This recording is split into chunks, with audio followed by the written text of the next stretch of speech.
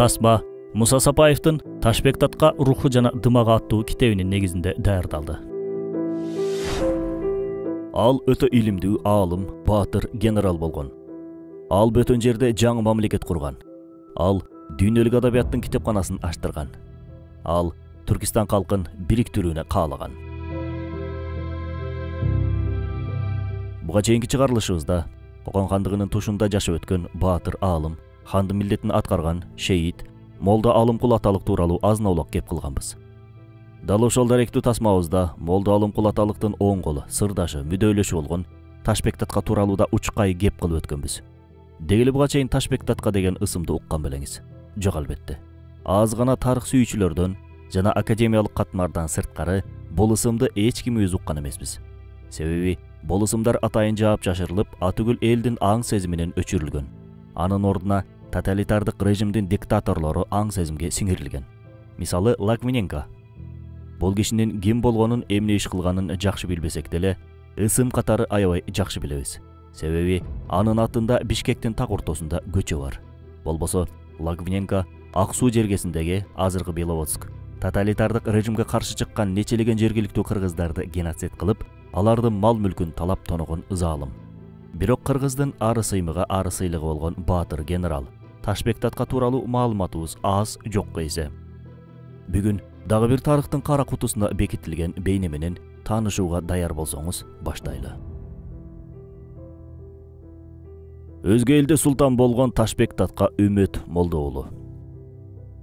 Окуябыз Кадамжайдын Исфайрам суусунун боюндагы Каражыгач айылынан башталат. Бул айылдын Үмөт деген илимдүү такыба молдосу болгон. Ал келинчеги экөө эки уулдуу болушуп, улуусуна Анарбай, кичүүсүнө Ташбек деген ат коюшат. Сүйүнчү телескоп жамааты көздөн жаш чыгарган Периште аттуу үй бүлөлүк драма фильмин тартты. Фильмде ажырашуунун зыяны, атасыз чоңойгон балдар, адамдык улуу касиеттин калыптанышы сыяктуу темалар кеңири чагылдырылган. Биздин телескоп каналынын бүткүл сүйүктүү көрүүчүлөрүн фильмибизге чакырабыз. Периште фильми 16 майдан баштап бүткүл өлкөбүздөгү кинотеатрларда.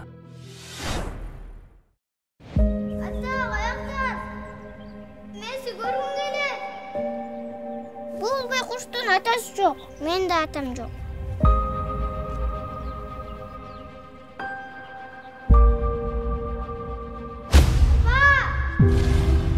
Көзүңдү аччы кызым. Айка.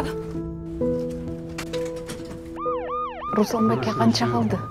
4-5 ай. Же андан да аз. Ата, периштеден кандай болот? Жакшы адам өлсө, сулуу апа-бакай периште алып кетет.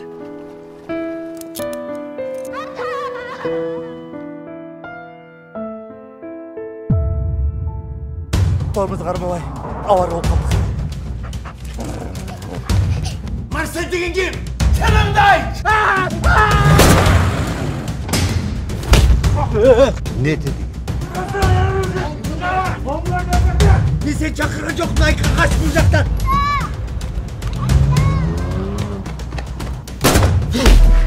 Кандай гана жагдай болбосун, сен атаңды табам кызым. Эй, самолет! Атама салам айт! Черектен жалаң периш чыкты. Сен суп-сулуу периште эмсиңби? Уяда эмнени көрсө учканда ошону алат демекчи. Үмөт Молда көп китеп окуп, илимдин артынан түшкөн зыялылардан болгондуктан Ташбек да китептер менен достошуп чоңоюптур.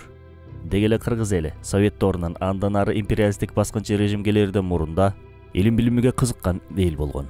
Буга дал ошол Үмөт Молда сыяктуу илимпоздордун жана эки дүйнөнүн илимин окуткан мектеп медреселердин көптүгү далил боло алат. Кыргыздар кечээ эле тоодон түшпөдүкпү дегендер дал ошол тоталитардык режимдин сабатсыз курмандары. Ташбек Татка тээ 2 жашында эле атасын туурап, китеп кармалап, илимге кызыгуусу пайда боло баштаган. Дилгир бала ошентип жүрүп эле атасынан көп нерсени үйрөнүп алган. 7 жашка толгондо атасы Үмөт Молда: "Сен эми мен билгендин баарын үйрөнүп, өздөштүрүп бүттүң. Бирок сен илим билимиңди мындан ары арттырып, өркүндөп өсүшүң керек. Токтор Кары деген маргыландык эски таанышым бар. Сени ошого алып барып тапшырайын" деп баласын өзү маргыланга Токтор Карыга алып барып табыштайт. Ошентип Ташбек Токтор Карынын колунда 5 жыл илим алып жашайт.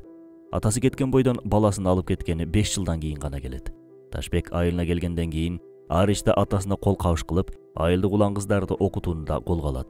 Ошону менен катар бала өзүн жетиштирүүнү да артта калтырган жок. Фергана базарына түшкөн сайын китептерге көз салып, китептерге жакын чоңоёт. Ташбек ошентип мечитте да чарба иштеринде да атасынын оң колуна айланат. Үмөт молдо баласына ар жаатта ишенчү. Ошондуктан ага 15 жашында эле алдына 10 кой, 5 эчкиге, 1 буканы кошуп, айдатып базарга жөнөткөн. Ташбек малдарды пулдап бүткөндөн кийин бир топ кишилердин карызыңды төлө деп бирөөнү кекетип жатканын көрүп калат. Барып караса Ташбек курактуу бир баланы ортолоруна алып алышып, жулкулдатып жатышыптыр. 4 киши туруп алып, акчаң жок болсо жүрү. Аттын пулу төлөнгөнчө мага кул сыяктуу иштеп бересиң дешип тим эле жулкулдата сүйрөп алган. Көрсө аламан ат оюнунда улак тартыш кызуу жүрүп 3-4 ат жарга кулап кеткен экен. Ортодогу бозулаган шамдагайлык менен секирип аман калса, минген аты мойну кайрылып мүрт кетиптир.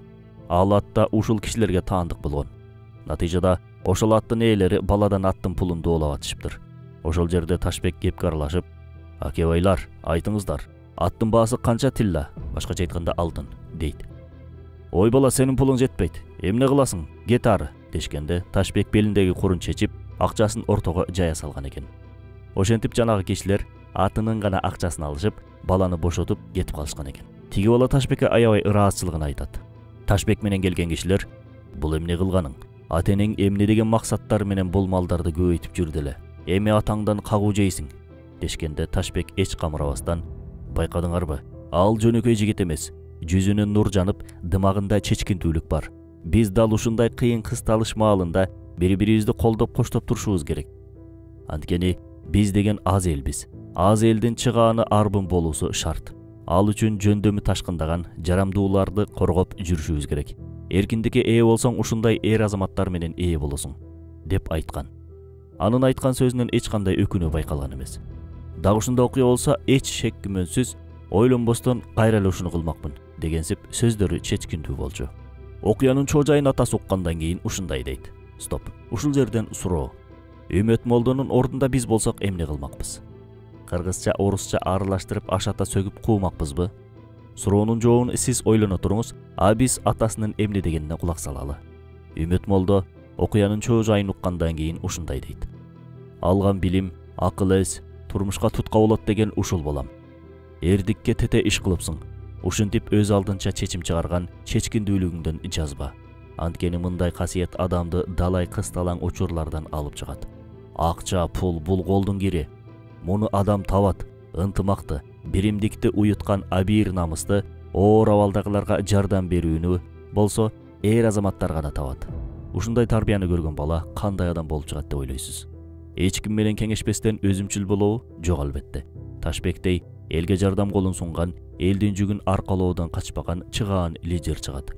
Учурда жеке эгоизмдин өнүгүп кетишинин эң башкы себеби бул кичинесинен эч кимге бербей өзүң же деген тарбия менен чоңойгон балдардын көптүгү. Ташбек жардам берген ошол баланын аты Алымкул болчу. Малыбек ханзаданын тушунда Алымкулду жүз башлык даражага көтөрүшөт. Ошондо Алымкулдун алдында жүздөй жан жөкөрлөрдү топтоо озуйпасы пайда болот. Мамлекеттик аскерге кошулам деп келген жигиттерди Алымкул сыдырата карап отуруп, арасынан Ташбекти таанып калат. Эски тааныштар кубана учурашып иштеше башташат. Ташбектин карьерасы ушинтип башталган. Малыбек, Алымкул, Ташбек Кудайырханды тактыдан кулатышы керек эле. Ошондо Алымкул менен Ташбек экөө Малыбекти коштоп Ошко келишет. Бул топко Алымбек Татка да кошулат. Натыйжада алар Маргыланда Кудайырхандын аскерлерин толугу менен талкалайт. Согуш жүрүп жатканда Ташбек баштаган күчүрмөн топ хан сарайды толугу менен басып алып, Кудайырханды колго алышат. Ташбек Кудайырдын тамагына канжарын такап, бийлик үчүн күрөштө Кокондун 6 ханынын башы кеткен. Сени 7-чи кылгым келбейт деп тактыдан өз эрки менен кетүүсүн мажбур кылган. Төңкөрүш ийгиликтүү аяктап 1858-жылы Малыбек такка отурат. Анын биринчи эле буйругу Алымбек Татканы Ош менен Анжияндын, Алымкулду болсо Коргон төбө менен Чуст шаарларынын аким кылып дайындоосу болгон. Алымкул Ташбекти ар дайым жанында алып жүргөн. Качан гана Маргаландын акимчилигине көтөрүлгөн кезде ордуна, башкача айтканда Чуст шаарына Ташбекти аким кылып калтырат. Кокон хандыгында саясий абал, улам алмашуу болтуруп, ал ортодо Малыбек хан өлтүрүлөт, такка кайра Кудайырхан отурат. Анан кайра тактан шыпырылат. Алымкул баштаган топ Кудайырханды кетиргенден кийин ордуна Малабек хандын 11 жаштагы уулу Султан Сейитти отургузушат. Султан Сейит эрезеге жете элек болгондуктан ага кеп кеңешин берип турчу аталык милдетин алым кул алат. Ошентип алым кул аталыктын Кокон хандыгындагы орду артып, зоолосу бийиктеген эле. Өлкөдөгү негизги чечимдердин баары анын көзөмөлүндө болчу. Окуялар бир эле Кокон хандыгында эмес, анын айланасындагы өлкөлөрдө да кызуу жүрүп турган. Кытайлык кыргыздар Сыдык жана Ниязбек 1860-жылы Кытайда көтөрүлүш чыгарышып, Кашкарды ээлеп алышат. Ээлеп алганы менен аны сактап да туруулары керек болчу. Алар мына ушул маселе менен Кокон хандыгына жардам сурап келишет. Алымкул 6000 аскерден турган эң күчтүү колун Якупбектин кол астында жөнөтүп, Ташбекти болсо Кокон хандыгынын Кашкар хандыгындагы туруктуу өкүлү кылып дайындайт. Анын колуна датка деген күбөлүк нааманы карматып, Кашкарга жөнөтөт. 1864-жылдын июль айы Ташбек Үмөт уулу Улуу Жибек жолу менен каттаган кербендерге кошулуп Кашкарга кирип барат. Ошол күндөн тартып ал Кашкарда болуп жаткан бүткүл окуяларды Алымкул аталыкка бурчатпай жеткирип турган экен. Натыйжада 1864-жылы сентябрь айында Алымкул аталыктын түздөн-түз колдоосу менен Кашкарда курултай болуп, 7 шаар мамлекети расмий түрдө жарыяланат. Бирок хандык алгач Кашкар хандыгы деп аталып турган. Курултайда Якупбек менен Ташбектин колдоосу менен Бүзүрүк кожо хандыкка отурган.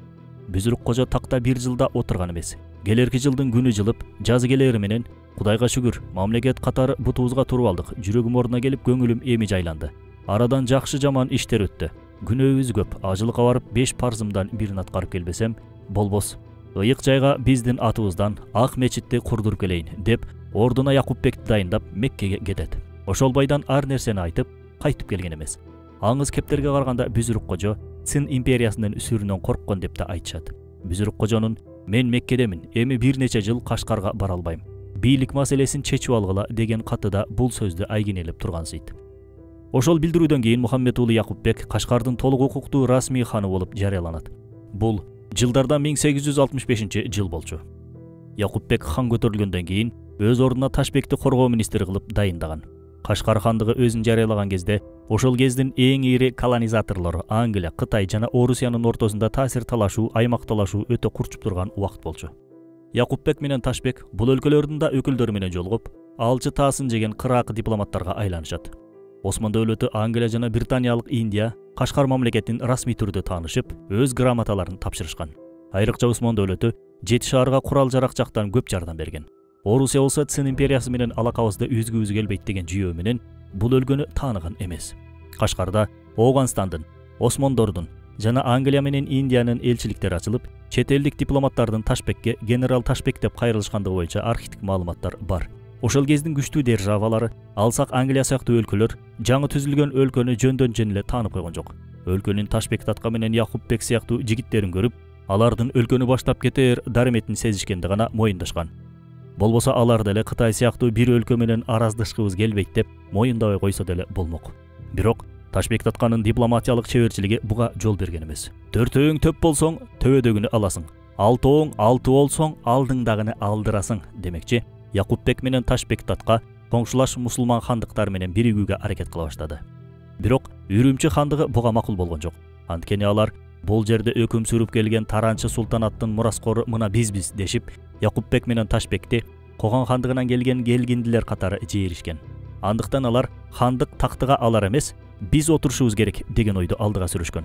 Бирок ошентсе да бул маселе аягында оңуна чечилип берген. Үрүмчү маселеси тынчтык жолу менен ойдогудай чечилгенден кийин турмуш андан да татаал маселелерди күн тартибине көтөрүп чыкты. Булар мамлекеттин аталышы, туусу, эн белгиси, башкаруу түзүмү, дипломатиялык өңүтү, чарбалык негизи, саясий жана идеологиялык багыты сыяктуу болушунча тез чечилүүсү керек болгон маселелер болчу. Анткени абал канжардын мизинде тургандай кылтылдап турган. Бирок чампалай салууга да болмок эмес. Элди араңдан зорго бириктиргенде ортолорунда кайым айтышуу, араздашуу сыяктуу маселелерди жаратпоо шарт эле. Ал маселелердин эң башында өлкөнүн аталышы турган. Якупбекке койсо Кашкар хандыгы деп эле коймок. Бирок үрүмчүлүктөр буга каршы чыгышып, тарыхый өңүттөн алганда бул жакты Таранчы султанаты деп эле атасак туура болчудай деген ойду ортого салышат. Талаш дагы да кызуу бүйүр алып, Хотан хандыгы, Жуңгар хандыгы, Ойрот эмираты деп айтып чыккандар да болду. Элдин басымдуу бөлүгүнүн уйгурлар экендигин эске алып, Уйгур каганаты деп да чыккандар болду. Акыр аягы 7 шаар деп атоого токтолушат. Анткени 7 шаарды бириктирген зор мамлекетке айланган эле. Натыйжада бул наамга эч ким нааразы болгон эмес. Ошол эле ордо жыйынында Якупбек хан Жети шаар хандыгынын баатыр башчылыгына, башкача айтканда коргоо министрлигине, Молдо Үмөт уулу Ташбекти, парваначы кызматына Молдо Абибилланы, баш вазирликке Икрам Кожону, тышкы кызмат вазири Акмат Бейди, базар башчылыкка Сейиткан Дамирди дайындайт. Андан соң кытыр маслихаттешүүнүн жыйынтыгында Кашкар, Жаркент, Улукчат, Хотан, Аксу, Кучар, Жаңы шаар, Үрүмчү, Гисар, Кулжа, Үч Турфан оодандары түзүлүп, анын акимдери да дайындалат. Өлкө шарияттын негизинде башкарылмай болот. Бул маселеде эч кандай талаш тартыш болгон жок. Ошентип 1865 жылдын 21 сентябрында Жети шаар хандыгын расмий жарыялоо салтанаты өтөт. Бул өлкөнүн борбору Кашкар шаары болуп, өлкөнүн желеги, герби, жада калса гимнине чейин болгон. Өлкөнүн жалпы аянты 1,4 миллион чарчы километрди түзчү.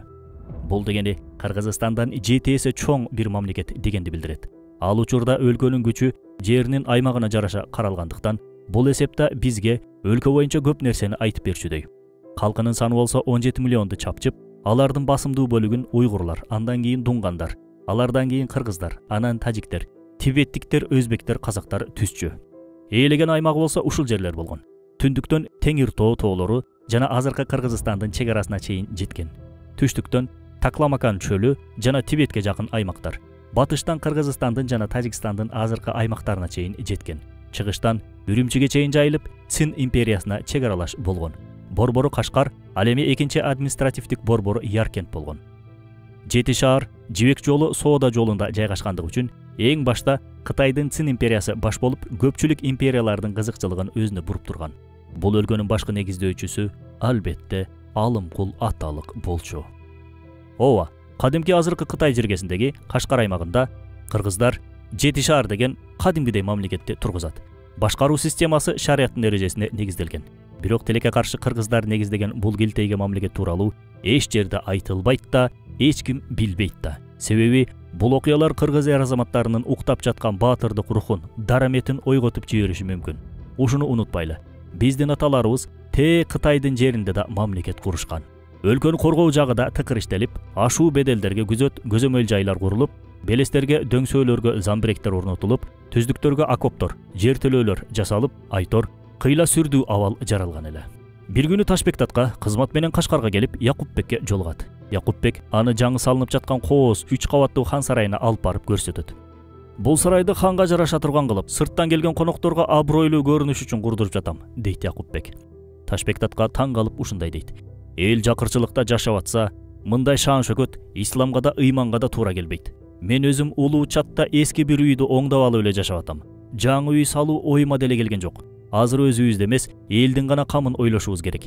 Эгер эл биздин ишибизге жана ниетибизге ишенсе, ошондо гана бизди ээрчийт, деп бул кылгандыгынын туура эмес экендигин айтып эскертет. Бул маектешүүдөн кийин Якупбек салып аткан үйүн бүтүрүп, кыз келиндерге медресе кылып тапшырган экен. Чынында бул да болсо Ташбек татканын даанышмандыгынан, такыбалыгынан кабар берет. Алар Якупбек менен бийликке келген кезде мечиттер менен базарларда кеңири түшүндүрүү иштерин жүргүзүү менен манжурлар киргизген түтүн пулу, отун пулу, мал баш пулу, жан баш пулу, жайыт пулу, той пулу, аскерге жардам пулу сыяктуу салыктарды алып салышып, зекет пулу менен үшүр пулу деген эки гана жыйымды киргизишет. Жакырлардан болсо эч кандай салык алынган эмес. Элдин негизги тиричилиги мал жана жер менен болгондуктан, жери жокторго адам башына ченеп жер бөлүп беришкен. Малы жокторго ислам эрежеси менен мал бөлүп беришкен. Ошондой эле манжурлардын катаал мамилесинен кысылып, алыс кадыр тоолордо жашынып жашагандарды түздүктөргө көчүрүп келишкен. Бул жумуштарды бир жыл ичинде бүт көрүү менен Жети шаар элинин социалдык абалын чыңдап, маданият, билим, илимин көтөрүүнүн алкагында зор иштер ишке ашат. Кол өнөрчүлүк, зергерчилик, килем токуучулук, жибек жана шайы өндүрүүчү ишканалар түзүлүп, өз ара көмөк топторун алдыңкы планга алып чыгышат. Алар иштеп чыккан килемдер Кашкар килеми деген ат менен бат эле дүйнөлүк аренада таанылып кетти. Суроо талапта өтө көп болчу бул килемге. Мындай тартышчыл кырдаалда элдин курсагын тойгозуу башкы маселе болчу. Бош жаткан дың жерлерди өздөштүрүү саясатын бекем колго алышып, бардык аймактарда жаңыдан жол салуу, көпүрө куруу, канал куруу, арыктарды салуу, суу тартыш аймактарга кудуктарды жасоо бүт барысы жолго коюлат. Ал эми мечит, медреселер бир эле учурда үгүт насааттык үй, билимкана жана ибадаткана болуп кызмат өтөп, массанын күчүн бир багытка салган мыкты уяга айланган.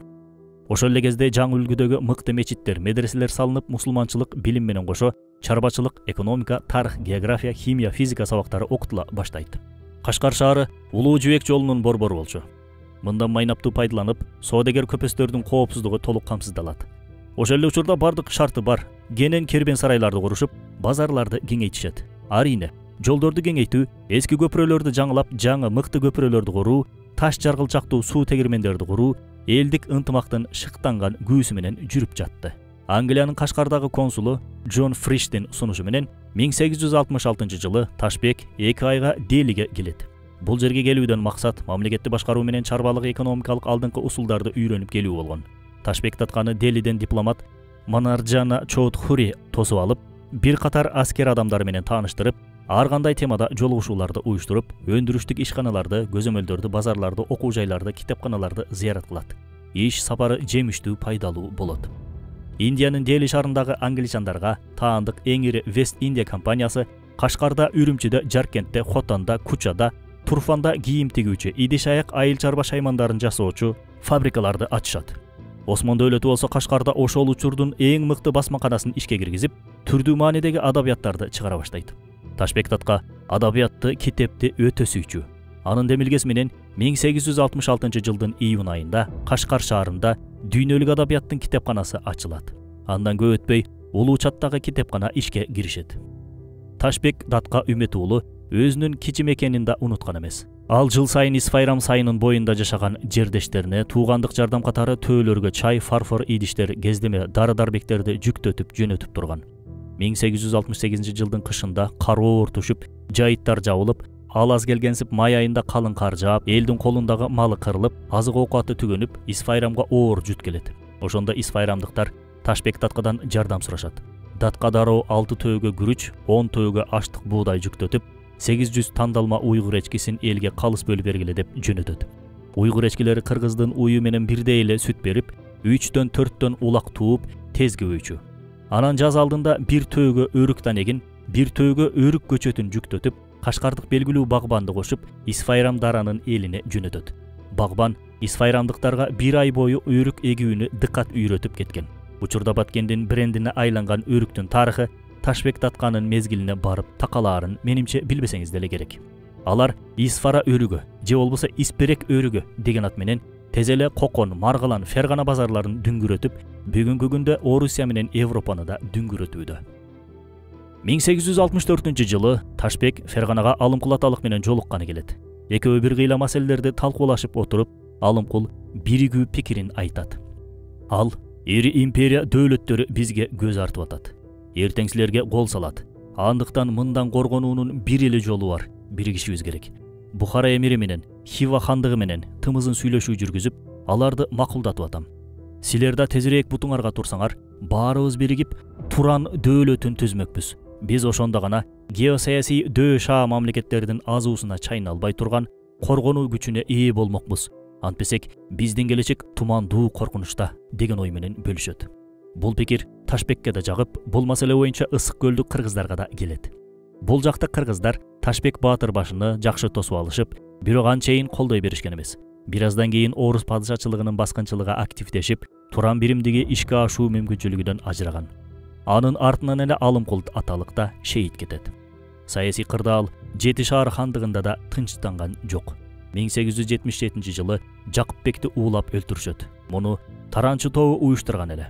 Ызаларын ичине каткан Беккулу менен Ташбек 1877 жылдын 31 майында Жакыпбектин денесин жерге беришет. Анын эртеси эле Беккулу менен Ташбек Хаккулуну ээн жайга чакырып, күнү бою суракка алышып, каерде кимдер менен кандай кырдаалда болгон, ким күнөөлүү деген суроолорду беришип, аягында негизги күмөн Хотан шаарынын акими Ниязбекке барып такалат. Бирок Жакыпбектин коопсуздугун камсыз кылуу Хаккулунун мойнунда болгон. Андыктан ал дагы күмөн жараткан. Анын да тергелип суракка алынуусу да ошондон. Анын үстүнө ал үйдүн эң кенжеси болгондугуна карабай, так мураскери болуп дайындалган болчу. Тарыхта так оюндары кимдерди гана, эмнелерди гана кылдырган эмес. Андыктан Беккулу менен Ташбектин Хаккулудан күмөн саноого толук акылары болгон. Караңгы кирип, Хаккулу үйүнө кеткенден кийин түнү бою көз ирмебей, кыжаалат болуп, ойдо жатып, дуа кылып, таңга маал өз жанына өзү кол салат. Расмий мураскордун өлүмүнөн кийин ордудо так талашуу оюндары башталат. Бирок аягында такка бек кулу отурганы менен таранчы тобу сөзгө келбей, Үрүмчүгө кетишип, армиядагы өз тарапкерлерин чакыртып, күч топтоп, сүр көрсөтүп басым жасоо аркылуу бийликке жетүү тактикасына өтүшөт. Убакыт өтө эле тар. Эки негизги топтун макулдашуусу менен тез арада уюштуруу иштери жүргүзүлүп, чукул курултай чакырылып, көпчүлүктүн чечими менен 1877 жылдын 16 июнунда аскер башы Беккулуну Жети шаар мамлекетинин ханы деп жарыялашып, такка отургузушат. Ташбек Түмөнбашыга Жети шаар мамлекетинин вазирлик кызматы ыйгарылат. Өлкөдө жаңы бийлик орногондон кийин мурунку хандын өлүмүн териштирүү иштери башталат. Териштирүүнү Ташбектин өзү жетектеген. Териштирүү башталышы менен бир канча атка минерлер камакта чиригенче Кытайда өлгөнүм артык дешип, Кытай тарапка бет алышат. Ниязбек баш болуп биринин артынан экинчиси түн жамына чегарага качып барып, генерал Цзо Цзинтандын бутуна жыгылышат. Алар Кытай генералына аскердик жашыруун сырларды төкпөй чачпай айтып баштайт. Азыр мамлекетти башкарууда, коргонууда алсыз абалда. Муну токтоосуз пайдаланып калышыңар керек. Ыңгайлуу учурду колдон кетирбегиле, шашылгыла дешип жалдырашат. Натыйжада Цин империясы 1877 жылдын август айынын аяк ченинде 180 миңдик күч менен кол салат. Чегараны коргоодогу эң негизги күч катары Кудай кулу Түмөнбашынын армиясы эсептелген. Генерал Цзо Цзинтан тандалма күчтү ушуга буруп, басымды дал ушуга жасайт. Салгылашуу чыныгы кызыл кыргын менен коштулат. Цзо Цзинтан 2 жума ичинде Кудайкулдун армиясын бекем курчоого алууга үлгүргөн. Кудайкул будуңчаң түшкөн бетме-бет салгылашууда оор жарадар болуп, душмандын офицерлери кирип келип колго түшөр маалда өз жанын кыят. Таяныштык армия жеңилгенден кийин Жети шаар мамлекетинин коргонуу мүмкүнчүлүгү кыйла алсырайт. Бул абалдан үйрөйү учкан чет өлкөлүк дипломаттар ат төөлөргө баалуу документтерин жүктөп, Кашкардан шашылыш качып кетет. Бир ай ичинде генерал Цзонун армиясы Хотан менен Жаркентте ээлеп, башкала Кашкарга жакындап кирип келет. Шаарды коргоо Ташбек вазирдин колунда болчу. Кошумча тосотторду, окопторду жасатып, шаарды түнү караңгылатып, замбиректерди сепил үстүнө орноттуруп, бир катар ири коргонуу чараларын көрөт. Согуш катуу жүрүп аткан. Курал-жарак жана азык-түлүк жайгаштырылган кампалардын баш кеңсесинде Якупбектин 3-чү уулу Айдар кулу отурган. Душман тараптан келген снаряддын жарылуусунан Айдар кулу шейит кетет. Кашкар ээленгенден кийин генерал Цзо Якупбектин сөөгүн көрүнөн каздырып алып, башын элдин үшүн алуу үчүн шаардын чоң базарынын кире беришине ийилип коюп, денесин өрттөтүп, дегеле тууган урук небере чөйрөсүнө чейин бүт барын тезелетип, ар бир үйдү тинтип, бекинген жайдан таптырып, өлтүрүп карат. Аскер адамы мындай турсун чиновник аттуунун баарын аттырат. Массалык түрдө геноцид башталат. Якупбектен тикелей тарагандардан бир гана Беккулу хан кара башын сактап качып кутулат. Калган үй бүлө бала бакыра неберелери, жек жааттар, достор, туугандары тукум курут болот. Беккулуну качууга мажбурлаган нерсе анын өлүм жараты менен жаралангандыгы эле. Ал эгер Жети шаарда өлүп, сөөгү ал жакта калган болгондо, Кытай генералы анын сөөгүн да жөн коймок эмес. Ошол себептен өлөөрдөн алдын өзүн алып чыгып кетүүнү керездеген эле. Беккулу кеткенден кийин адамдар Ташбек татканы хан көтөрүп, бир канча күн хан болсо да, Ташбек хандын жетекчилигинде салгылашышат. 1877 жылдын ноябрында Жети шаар мамлекети талкаланып, Цин империясына каратылат. Жети шаар, Якупбек, Ташбек деген жазуусу бар, бир да көрнөк жарнак жазуулар, мөөрлөр калбасын деп, кагаз иштерин, китептерди, эстеликтерди, сүрөттөрдү, эске салчу эскерме буюмдардын бүт баарысын эрикпей-зерикпей тинтип чыгып, баарын өрттөп жок кылышат. Далай китепканалар, баалуу архивдер, документтер, сакталган жайлар орду түбү менен өрттөлүп, талкаланып жок болот. Согуш учурунда Ташбек канчалык өлөр өлгөнчө согушамын деп көгөрүп көшөрсө да, айланасындагылар койгон эмес. Сүрмө топ менен Ташбек татканы да кошо алып чыгышып, бөөдө өлүмдөн сактап калышат. Дал ушул согушта Ташбек татканын бир көзүнө жаанын учу келип сайылат. Кээ бир маалыматтар боюнча найзанын учу сайылат. Ташбек татка дарыгерлерди күтпөстөн ал сайылып калган жаанын огун өз колу менен сууруп чыгарып, бир көзү сокур болуп калат. Башында айткандай, Ташбек татканын китеп менен илим билимге болгон ышкын ушунан билиңиз, качып баратып да китептерим деп туруп алат. Жыйынтыгында эки жигити түн жамына шаарга кирип, китептерин араң алып чыгат. Ташбек татка кийин Кытай менен чегара такталып аткан учурда да орчундуу роль ойнойт. Орус тараптын сунушу менен өкүл катары келип, маселелердин чечилүүсүнө чоң жардамчы болгон. Бүгүн түштүк аймагындагы айрым мамлекетибиздин Кытай менен чектешкен жерлери Ташбек татканын демилгеси менен такталып, биз тарапта калгандыр балким. датка өмүрүнүн акыркы жылдарын өлкөбүздүн түштүк аймагында өткөрүп, 1903 жылы 72 жашында дүйнө салат.